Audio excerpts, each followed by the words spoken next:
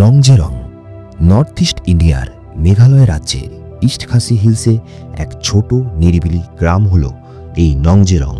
সারা বছর নংজেরংয়ের average temperature 15 degree Celsius থেকে 25 degree Celsius থাকলেও শীতকালে সেই টেম্পারেচার 5 ডিগ্রি সেলসিয়াস থেকে 10 ডিগ্রি সেলসিয়াস হয়ে যায়। আর আকাশ পরিষ্কার থাকলে এই নংজেরং ভিউ পয়েন্ট থেকে সকালে সূর্যোদয় দেখতে ভিড় করে বহু মানুষ। আর সেই সানরাইজ দেখতে আমরাও পৌঁছে গিয়েছিলাম নংজেরং ভিলেজে। নংজেরং সংক্রান্ত সমস্ত ইনফরমেশন তুলে ধরবো এই ভিডিওতে, তাই ভিডিওটি স্কিপ না করে পুরোটা দেখতে থাকুন। আর ভালো লাগলে লাইক, শেয়ার, সাবস্ক্রাইব করার অনুরোধ রাখলাম।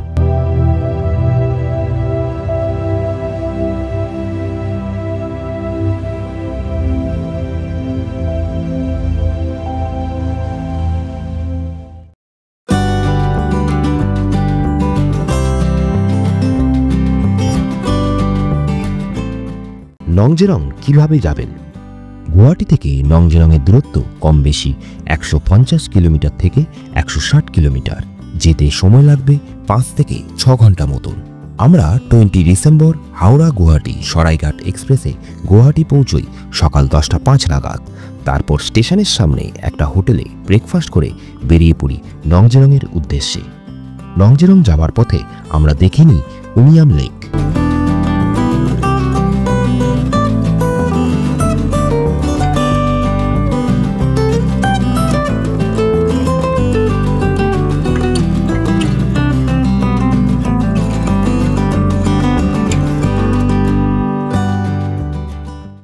উমিয়াম লেকে বোটিংয়ের সুব্যবস্থা থাকলেও সেই সময় বোটিং বন্ধ ছিল। কিছুক্ষণ উমিয়াম লেকে সময় কাটানোর পর আমরা বেরিয়ে পড়ি আবারও নংজেরংয়ের পথে।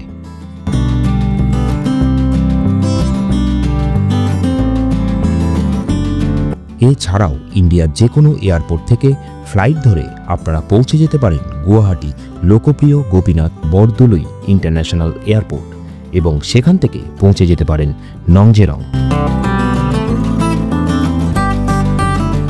শিলং থেকে নংজেরং আপনারা কিভাবে যাবেন? শিলং থেকে নংজেরংয়ের দূরত্ব কম বেশি 50 থেকে 55 কিলোমিটার। যেতে সময় লাগবে 2 থেকে 2.5 ঘন্টা মতো।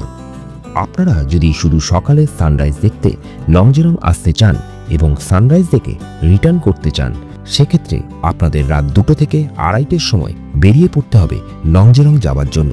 কারণ শীতকালে ভোর 5:30 থেকে 6টার মধ্যে সানরাইজ হয়ে থাকে, তাই তার আগে আপনাদের সেখানে পৌঁছতে হবে। এক্ষেত্রে আপনাদের বুক করা গাড়ির ড্রাইভারের সাথে আগে থেকে কথা বলে নেবেন।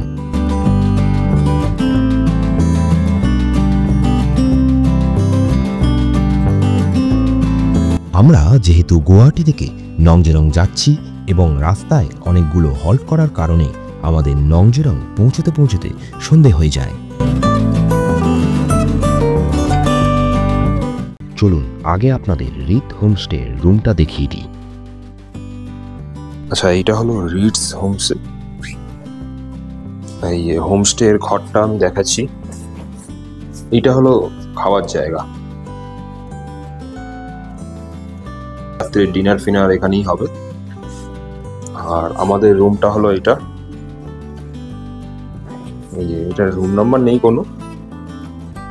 এই বেডটাতে 2 জন থাকতে পারবে। আর এদিকে একটা দিয়েছে, এখানে এই একটা সিঙ্গেল।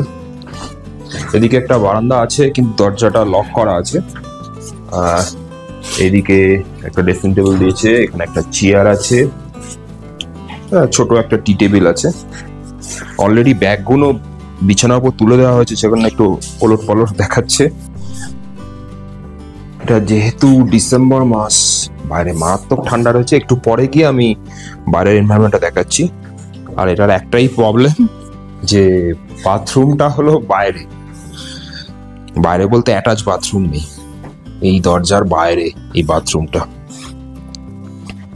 পুরোটাই হোমস্টে।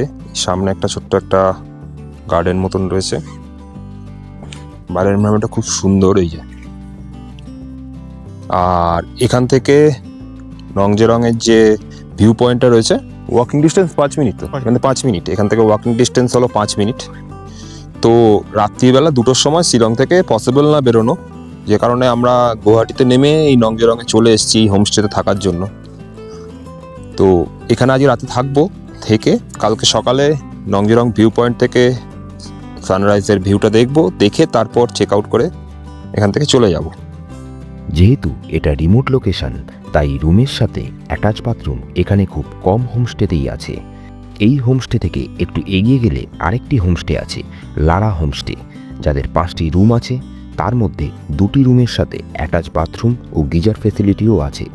আমি লারা এবং রিত হোমস্টের ফোন নাম্বার নিচে ডেসক্রিপশন বক্সে দিয়ে দেব, চাইলে আপনারা কন্ট্যাক্ট করে নিতে পারেন। সেই দিন তাড়াতাড়ি ডিনার করে আমরা ঘুমিয়ে পড়ি, কারণ পরের দিন সকাল সকাল আমাদের যেতে হবে নংজেরং ভিউ পয়েন্টের উদ্দেশ্যে।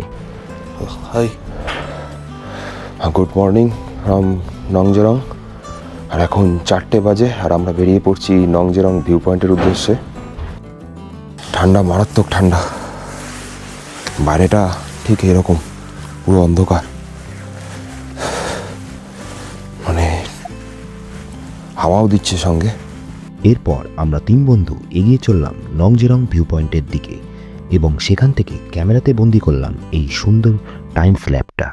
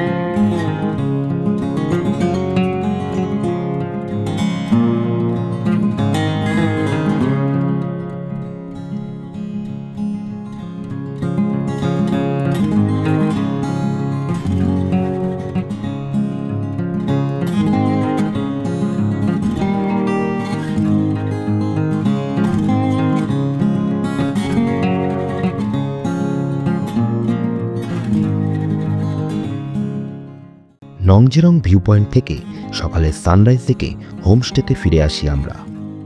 পাহাড়ি গ্রামে সবুজ শান্ত সুন্দর পরিবেশকে আপাতত বিদায় জানিয়ে আমরা বেরিয়ে পড়লাম আমাদের পরবর্তী গন্তব্যের উদ্দেশ্যে।